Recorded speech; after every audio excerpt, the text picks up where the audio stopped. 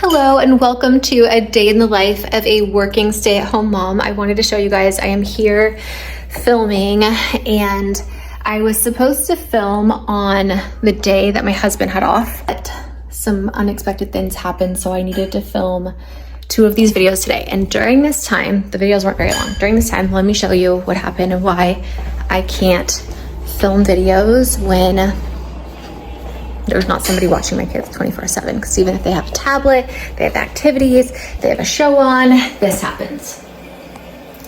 So I do not mind letting the kids do face paint. In fact, this is fine. It's not that bad of a mess. We've had worse, but I just am sometimes still shocked at how much can be destroyed in such a short period of time. So this is just one thing, by the way. Let me show you the rest.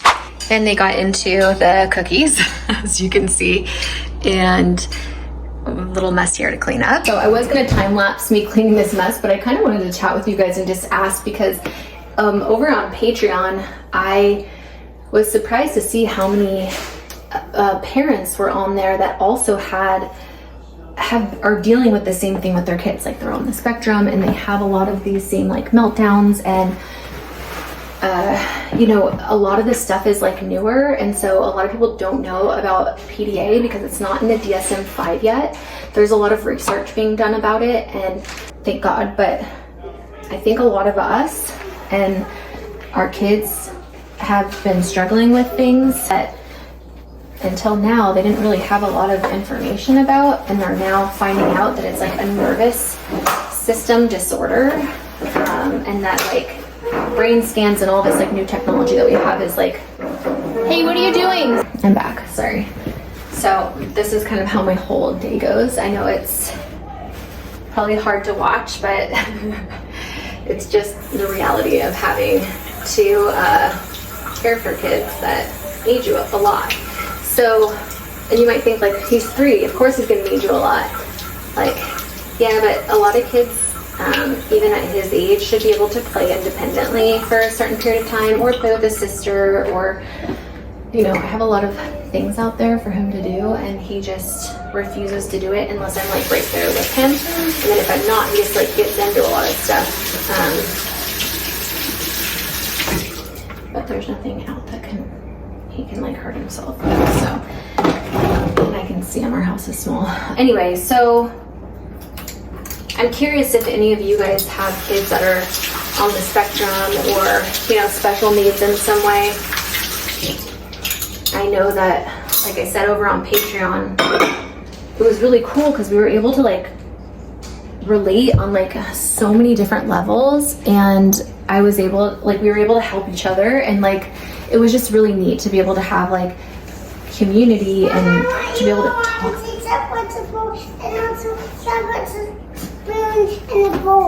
Okay, stay there, please, stay there. I just made him 3 different meals. Takes a bite of one, wants something different. Anyway, it was really cool to be able to talk to other people that have had, you know, gone through similar stuff and are going through similar things, to be able to help each other, because we were able to be like, oh my gosh, like, you have to try this toy, or you have to try doing this, you know, it really helps, or, you know, whatever. Like, for instance, I'll give you an example and if you're on Patreon and you're a Patreon member, this was like on our live stream, and it was really cool because we were all like giving each other little tips and advice of like what works and what doesn't. And one thing that I was telling them that works for me is like this bonding blanket that I have, and like when the kids are like in a really bad meltdown, we do skin to skin in the bonding blanket, and it helps like make their nervous system feel safe, and it like almost instantly calms them. Obviously it's not something you can do in public, it's like an at-home thing, you know. I mean, I guess you could try to do it without doing skin to skin, but I think that skin to skin is kind of like important, at least for us.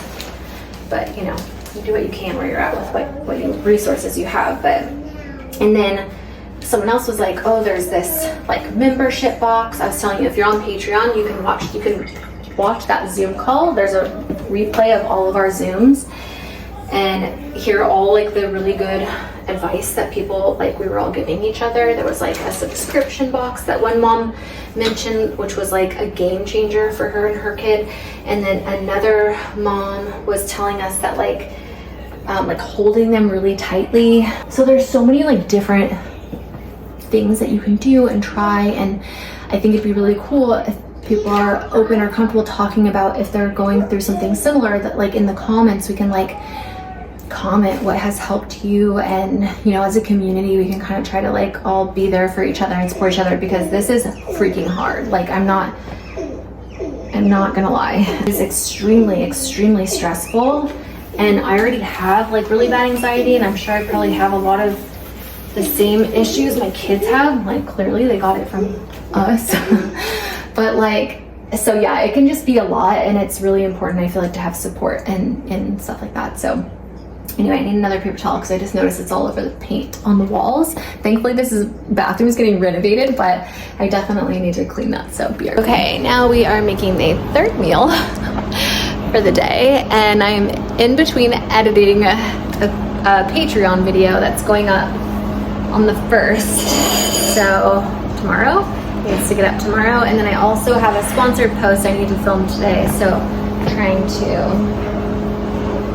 figure out a way to get this all done. Pray for me.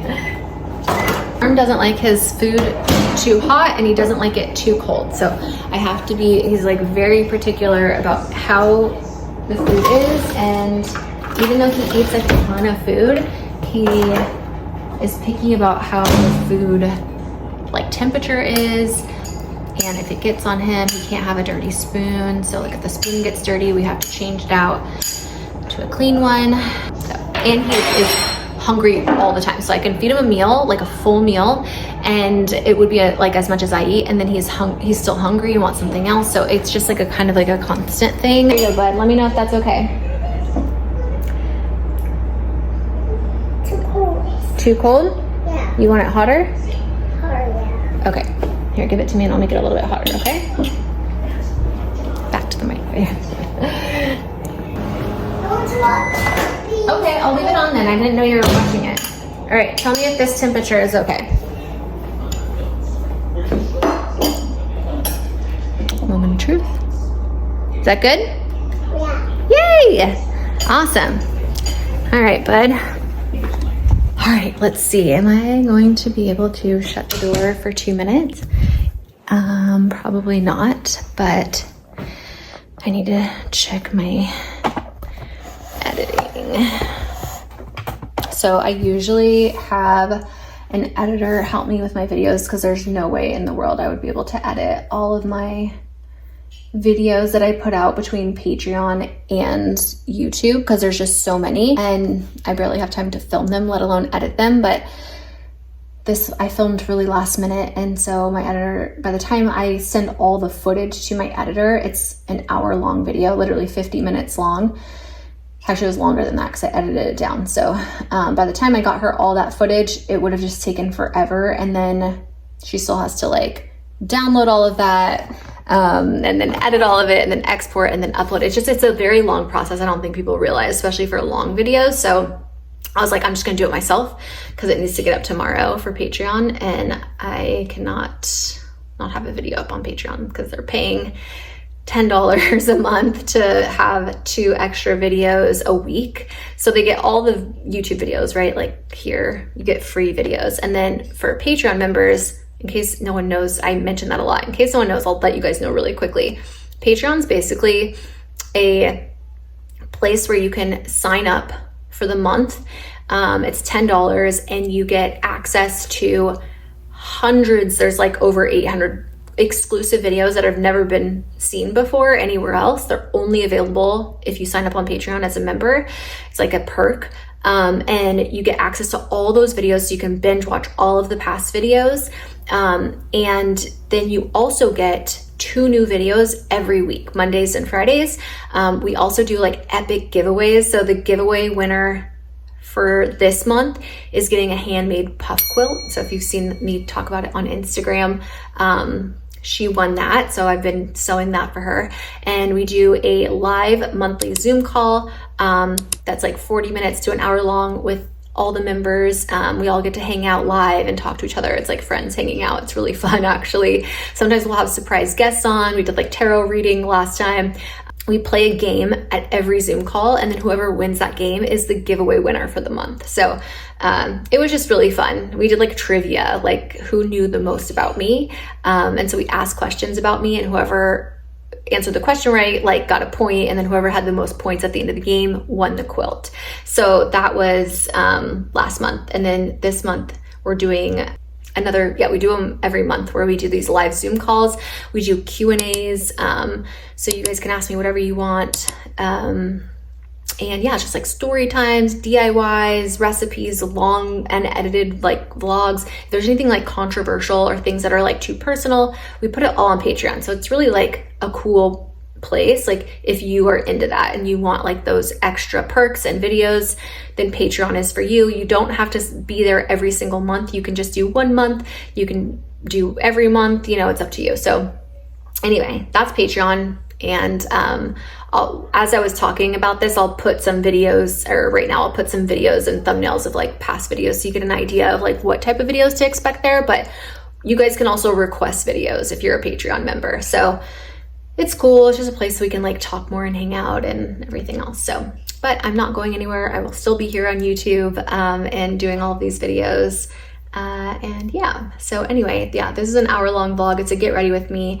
This is story time about how I had literally the worst doctor's experience ever, where I felt like so discriminated against for being Jewish. And basically they like kicked me out of the doctor's office, told me they wouldn't see me. This was my 3rd visit, once they found out about me and like my social media and that I was Jewish, basically, that they told me they accepted my insurance. This was my 3rd visit, and I was going to see the doctor that day, and I was like at the office, and they're like, yeah, sorry, like we don't accept your insurance. And I was like, you told me you did, like what do you mean? And then it went down to like, okay, well, I'm here, I drove an hour here, I'll just pay privately for this visit, I'll pay cash for this visit, and then I'll just find a new doctor later. And they were like, no, sorry, like you can't see the doctor even if you pay cash. It was like the worst experience ever. Anyway, I do a whole get ready with me and story time about like details and everything that happened.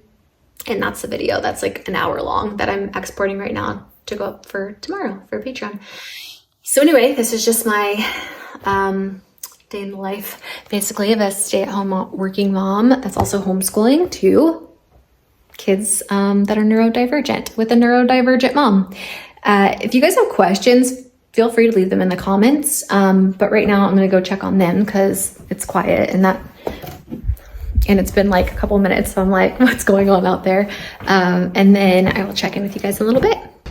Okay, so here were some of the things that happened today that I wasn't able to film, just because I wasn't able to like set up a camera in time. We had 2 major meltdowns that lasted over an hour for each kid at different times. One overlapped the other one a little bit. Probably one triggered the other one with just like sensory stuff. So was dealing with that. Then we did some homeschool, made some food and got them kind of situated, snacks. We played outside for a little bit. I did some gardening. So half the day I didn't get to film, but I'm kind of just like telling you about what happened and what it's like. Some days I'm able to film and it's, you know, fine, and some days are just harder than others, and so you just kind of roll with the punches. But not a day goes by that I am not so beyond grateful for both of my kids, and I don't care how hard it is or how much I complain. I have to vent to get things out because I'm human, but like there's nothing more than this is what I wanted in life, if that makes sense. Like, yes, it's hard and it's a struggle every single day, but I'd much rather have this than no kids at all. And I know that might sound like weird for people to say, but I think that if you know someone that struggles with their kids being on the spectrum or just neurodivergent in general, I think that a lot is not shown online, or like a lot is not talked about how hard it actually is. And I know that like there's moms out there that are like, you know, if I could go back and change things, like I would want them to not be neurodivergent, because it's hard to watch your kids struggle and suffer every single day.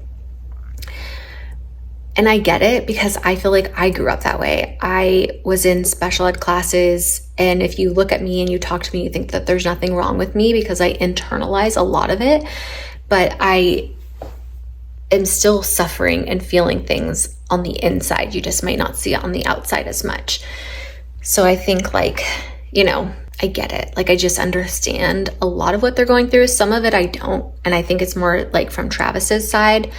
And he says like that he has that also. Like, a lot of the things that the kids are doing now are stuff that Travis struggled with as a kid. And I just didn't know that. Like, he never told me about that. He told me he got held back in kindergarten, but like, that was it. Like, there was nothing else. He didn't like warn me, you know, like, I wish like the mom would have said something, like warn me and like, or give me some advice, you know, so I could be better prepared for this.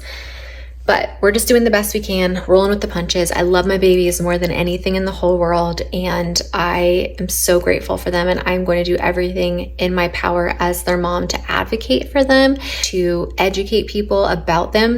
I'm sure a lot of you guys are like, you know, make them clean up their own mess. Well, some of you guys might not know, some of you guys might know, but both my kids have something called PDA. It's called pathological demand avoidance, and it is part of the autism spectrum, where it's very like counterintuitive, and a lot of times like it looks very not productive, but you're not supposed to like demand things towards them because their system goes into like a sense of fight or flight. It's a nervous system disorder. So even me telling him like go put clothes on, it activates their nervous system.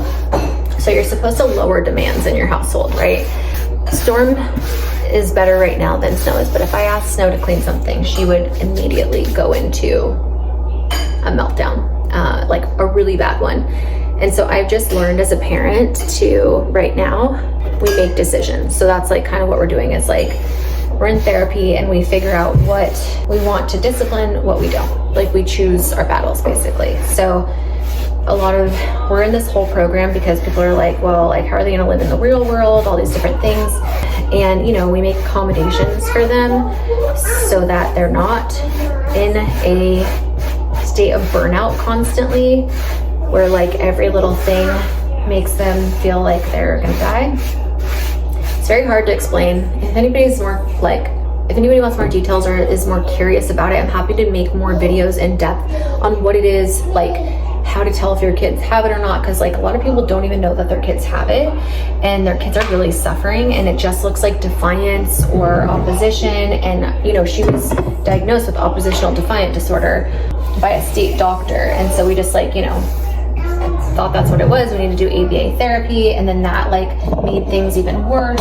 Having routine and structure and putting her in school like made her regress, and she started going to the bathroom in her pants again, and it was just like horrible. She didn't sleep at night. There's been so many things that like we don't show online, you know. I share a lot more on Patreon, but so yeah, for those that are like, oh, just like spank her and she won't do it again, or that doesn't work.